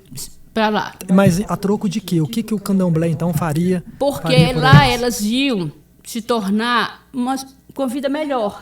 Entendi. Então, o cara dizia, se você fizer um pacto com a gente, quando você chegar lá, sim, aí você vai ganhar muito dinheiro. Vai poder, isso. E muitas com uma família muito pobre no Brasil. Mas muitas com mães pastoras. Nossa. Então, isso aí também, te cortando, mas depois você continua. É uma coisa também... Que chama a outra, É porque o negócio vai ficando, vai esquentando. Então, é uma coisa que eu observo muito. Filhos de pastores. Sim. Sabe? Se você pegar 10 casal de pastor, talvez 1 ou 2 que os filhos não deram trabalho ou que os filhos não estão dando trabalho. O resto... Tem um que se desvia. Tem sempre a ovelhinha negra. Tudo dando trabalho a todo mundo. Por quê? Olha, eu conheço a filha de uma pastora que ela disse que não foi por causa dos pais dela, ela foi porque ela quis, que ela queria provar. Sempre nos filhos tem uns que são mais espirituais e outros não. A mãe observa, entendeu? Aquele filho que tem que ser mais empurrado para a igreja, que não gosta de ler a Bíblia. Então, a mãe agora deve estar orando mais. Por exemplo, eu já oro muito pelos meus netos, numa oração preventiva. Sabe de quê? Da adolescência deles. É porque quando chega na adolescência, é onde eles... Existem aquela... Alguns falam crise, né, de identidade, mas é onde o adolescente ele precisa encontrar quem ele é. Porque até então, ele faz parte daquela casa, então tudo que o pai e a mãe acredita, tudo que acontece dentro daquela casa é a identidade dele. Então eu sou o que minha mãe é, o que o meu pai é, como é que é. Quando chega na adolescência, por que é uma fase complicada? Porque eles tentam se desvincular. Eles precisam, de certa forma, se desvincular disso. E é onde começam, então, os questionamentos. Eu tenho uma filha que não está na igreja, né? Não tenho um pingo de problema de mencionar isso, porque todo mundo na igreja sabe. E a gente ora muito por ela. Mas que eu a admiro muito, em alguns aspectos, no sentido dela sempre foi muito verdadeira com a gente. Então, quando ela chegou na adolescência, começaram os questionamentos dela. Então, não sei se eu acredito do mesmo jeito, não sei se é assim que eu acredito. Não tinha a ver com... Existem filhos de pastores que, às vezes, vê escândalo dentro de casa, às vezes vê coisa dentro de casa. O pai parece um diabo. O pai é um diabo dentro de casa e fora de casa. Graças a Deus, eu tenho convicção que isso não foi o caso, a minha história. Uhum. Mas a história de ter uma filha que desde pequenininha eu já sabia. Porque era super curiosa, super queria ser do jeito dela. E tem outras questões também que a gente entende do mundo espiritual. Mas os 2 filhos viram as mesmas coisas. Ninguém fez, a gente não fez diferença, não é? E às vezes eles vão ter o caminho deles. O que acontece é que o filho do pastor, às vezes, ele fica debaixo de um holofote, né? Todo mundo fica olhando para ver a vida dele. E isso também traz um peso para o próprio filho do pastor. Porque ele tem que fazer as escolhas dele. Não tem jeito, ninguém... Deus não tem neto. A pastora está orando pelos netos dela. Por quê? Porque eles precisam converter. Então, o filho do pastor não vai ser pastor. Não quer dizer porque é pastor... Vai para o céu porque a mãe vai para o céu também. Agora, uma coisa eu tenho convicção. Isso assim, de todo o meu coração. E aí que bom que está gravado. Que a palavra de Deus, a promessa que o Senhor tem, que Ele faz para um pai e para uma mãe, ela não volta vazia. Em algum momento aquilo vai se cumprir. Então, assim, eu tenho uma paz imensa no meu coração que ensine a criança no caminho que deve andar. E ainda quando for mais velha, não se desviará. Para mim isso é claro. Como a água que a gente está bebendo aqui. Eu confio na promessa. Então você crê que em algum momento vai. Ela vai ter experiência dela, ela vai entender quem vai. No inferno. Vai, não tem jeito, vai. Então... A minha mãe, ela faz uma oração, né? E eu lembro disso desde pequenininha, né? Desde pequeno. Ela fala assim, ela orava e ela falava assim: eu tenho 8 filhos. O Senhor me deu 8 filhos. E o Senhor não vai deixar nenhum ir para o inferno. Isso. De alguma forma, o Senhor vai interceptá-los. De alguma forma, não importa qual. O Senhor não me deu o filho para eu dar ele para o diabo. Isso. É a oração dela. Eu faço essa oração também. Às vezes me reúno com as mulheres, coloco a mão na minha barriga e falo: o que eu gerei aqui é do Senhor. Então, o que é meu, assim, o que saiu de mim, Satanás não tem como pegar. E olha, eu vejo que às vezes essas crianças, adolescentes que as mães, às vezes, elas desistem, os pais desistem de orar, se conformam. O ser humano, ele tem uma capacidade muito grande de se conformar, se amoldar e parar de orar. Eu não passo um dia sem orar pelos meus filhos, mas não tem um dia que eu passo sem orar. E por que eu digo isso, né? Porque eu acho que até esses mais difíceis, se você pegar Paulo, né? Paulo perseguia, colérico, ele tinha a personalidade dele de perseguir os cristãos. Quando ele cai do cavalo ali em Damasco, tem um encontro com Jesus, olha quem vira Paulo. Então, eu acredito que às vezes a gente tem um filho que a gente está lá orando. Eu creio que vai ser assim grande. Vai cair do cavalo uma hora. Vai, porque quando cair, vai ter muita convicção. Imagina, Paulo, ele viu, né? Quer dizer, ele ficou cego, ele só viu aquela luz.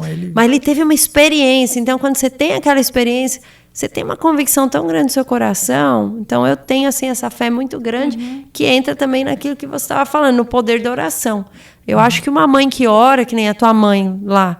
A gente tem visto pessoas na igreja aí recentemente, 2 irmãs que frequentam. Uma mãe estava lá no Brasil orando. E aí passou um tempo, estava vendo a filha aqui sendo batizada. Então, para mim, isso é o poder. Nossa, eu acho que uma mãe, quando ela dobra o joelho para orar, rapaz, o diabo fica louco. Fica mesmo. E agora, assim, pra gente, já vamos entrar aqui nos finales. E as mulheres sofrem muito, né? E eu sei que você, por exemplo, é uma pastora mulher. E aí, o que vocês, né? Qual que é a linha que vocês têm, assim, para apresentar Cristo para as mulheres? Porque as mulheres, eu vejo que elas são, eu acho que é a parte mais frágil do negócio. Então, elas são mais sentimentais, elas acabam sendo mais propícias à depressão, à tristeza em si. E então, o que vocês pensam, assim, por serem mulheres? Como que vocês pensam uma forma melhor para apresentar Cristo para as mulheres, para fazer elas ficarem mais fortes, vamos dizer assim? Nosso trabalho. Eu acho que a primeira coisa, assim, que a gente tem que pensar quando a gente fala de mulher é ter o cuidado, porque a mulher, como você falou, ela é emotiva. Então, eu sempre tomo muito cuidado para que as mulheres não se relacionem com Deus na emoção, porque é um campo muito perigoso e difícil, às vezes, de você separar.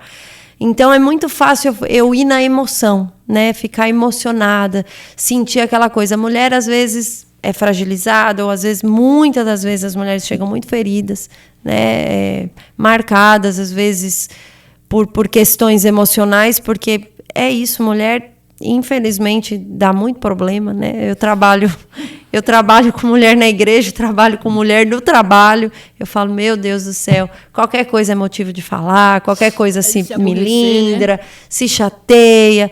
Então, a gente tem que tomar o cuidado para não trazer as mulheres para esse campo da emoção, né? Delas se relacionarem com Jesus na emoção.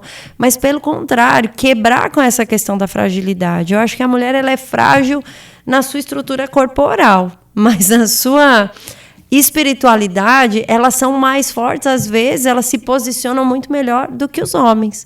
Se você for olhar, às vezes, no ambiente do lar, é a mulher quem puxa, muitas vezes, o homem. Ó, vamos para a igreja, vamos orar, vamos fazer isso. Ela é uma coluna. Ela é uma coluna. Só que o que acontece, não só com as mulheres, mas muitas vezes com os homens também, é que se achegam a Jesus só quando estão com problema, né? Aí estão quebradas e vêm para o Senhor. Então, o trabalho que a gente tem tentado fazer é de levantar mesmo na cidade,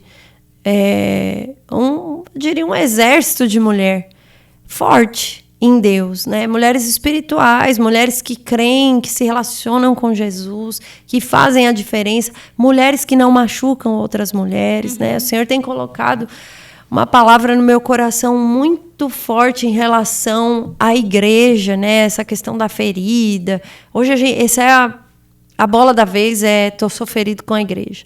E muitas mulheres chegam assim, porque eu tô ferida, né? Então, eu penso que agora a gente precisa virar esse jogo. Em vez da gente normalizar ferir, né? E normalizar o ferir, né? Porque assim, não olha para a pessoa, olha para Jesus. Eu não quero usar essa bandeira, entende? Eu quero que as pessoas olhem para mim, porque Paulo falou, sejam meus imitadores. Então, a gente tentar formar na mulher o caráter de Cristo, né? Não fazer mulheres mais espirituais, mas fazer mulheres mais parecidas com Jesus, que se relacionam com Ele, que conseguem depois transbordar isso para dentro dos seus lares, com seus filhos, com seu marido, com seus relacionamentos. Então, esse é o approaching, né? Que a gente tenta atrair para a presença, para o relacionamento, para a transformação de caráter, para que elas sejam bênção em outros lugares. Porque é possível. Até hoje, até pouco tempo, eu pensava, não, é impossível. A mulherada dá muito trabalho, mas não, né? Tem mudado isso no meu coração. Mudado. Mas fala de quarta-feira. Sim, vou fazer meu comercial. Ele vai dar oportunidade já. Vou dar. Vai lá, manda. Pode fazer já, então. O que tem de especial então, aí? Quarta-feira? Uma quarta sim, uma não, né? A gente está reunido aqui com as mulheres. A gente tem feito um estudo bíblico, a gente estuda a palavra, traz uma palavra, tem um momento de oração, de comunhão. Então, é um lugar, um espaço onde não há nenhuma segunda intenção, a não ser trazer essas mulheres para se relacionarem com o Senhor. Serem libertas, serem curadas e serem usadas, né, para curar outras mulheres e se relacionar com outras mulheres. Então, uma quarta-feira sim, outra não. Eu não sei quando é que esse podcast vai no ar, então não dá para eu falar exatamente qual que é a quarta. Provavelmente quarta ou quinta. Então, quarta, se você estiver vendo dia 17 de abril, provavelmente vai ser depois. Nós estamos aqui. 17 de abril vamos estar aqui, e aí a cada 15 dias. E aí já quero aproveitar e fazer um convite. Nós vamos fazer uma tarde de mulheres. Vai ser muito especial. É aquela câmera ali, né? Sim. Então, você que está me assistindo aqui, olha, mulher, não perca. Não perca, porque o Senhor já está... A gente tem orado muito por essa tarde. Vai ser uma tarde especial, onde você vai ouvir uma palavra do Senhor. Né? Algo que vai trazer mesmo vida para o teu coração. A gente ouve tanta coisa. Né? Às vezes a gente se envolve em tanta conversa que não edifica e não traz vida para nós. Mas nesse dia especialmente, a gente vai estar fazendo uma tarde para mulheres. Você é minha convidada. Venha às 3h da tarde e também, né, talvez, não sei se o Osanias vai colocar aqui o contato da igreja, venha participar com a gente. Vai estar aparecendo aqui o endereço, tudo certinho, e a data também. Isso que foi falado hoje aqui sobre o mundo espiritual, ele é real. Às vezes você está aí na tua casa com problema no teu casamento, com problema com filhos. Eu tenho problema com filhos, né? Eu tenho problemas na minha vida, mas quando a gente olha de forma espiritual, o Senhor nos ajuda a carregar os nossos fardos. E é muito bom viver uma vida com Cristo. Então, você é nossa convidada a cada 15 dias na Family Room Church. E dia 4 de maio, eu vou pedir pro Asanias colocar para mim o folderzinho aqui. Sim, da nossa tarde de mulheres. Já tá isso. E outra coisa que eu quero falar para você que vai acontecer nessa tarde de mulheres...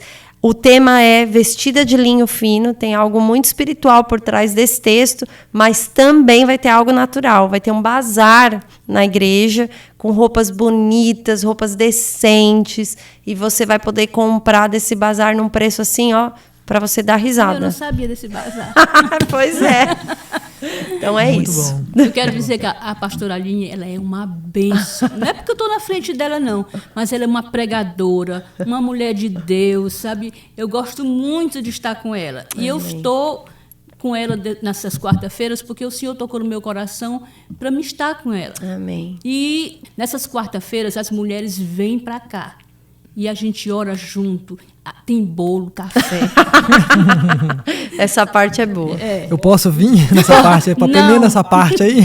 Eu tô sabendo que na próxima vai ter feijão tropeiro, Olha, gente. Pelo amor. Meu Deus Vou do vir céu. pelo menos na oração final. O difícil aqui é porque quem entra em regime, eu não vou comer, que eu vou ficar gorda. Aí quando chega na quarta-feira, quando chega no domingo, tem comida aqui. E os brasileiros comem pra caramba. Tá bom. Bom demais. Bom, enfim, foi muito bom, foi muito... Eu posso deixar Tá, mesmo? vamos lá. Eu tô vendo os livros, né? Me fala aí a respeito dos livros. Que livros são esses? Eu lancei um livro ano passado. Ele está em inglês, mas ele vai ser traduzido para o português e para o finlandês, porque é a nação que a gente anda mais.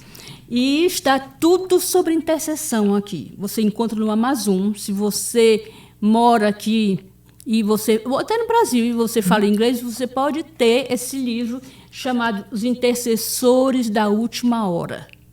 Um dia eu te conto por que o Senhor falou esse nome comigo. Tá, a gente faz um Então, outro podcast para você falar da história do livro. É tudo sobre intercessão. É como se fosse um manual.